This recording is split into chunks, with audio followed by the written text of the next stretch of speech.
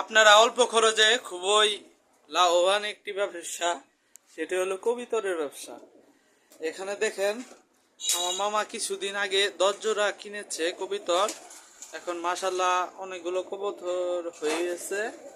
এখন খাবার দেয়। এই ঘরটা মূলত বানানো হয়েছিল থাকার জন্য। কিছু সমস্যার কারণে এই ঘরে থাকা হলো না, কিন্তু কবিতর পালনে ইচ্ছা জাগে, তার কারণে মামা 10 জোড়া কবিতর আনার চেষ্টা করে। ইনশাল্লাহ 1 সপ্তাহের মধ্যেই সফলতার মুখ দেখতে পায়। কারণ এই ভালো ভালো কবিতরগুলো যেগুলো আছে সেগুলো ডিম দিছে এবং বাচ্চা ফুটছে, দেখতে পাচ্ছেন। আবার মনে করেন যে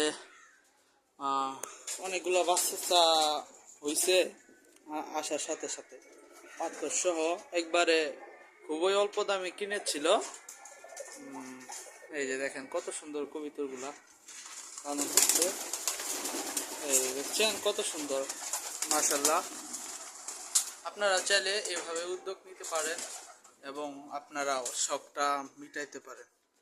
আসসালামু আলাইকুম, ভালো থাকবেন। আজকের ভিডিও এখানেই শেষ করছি।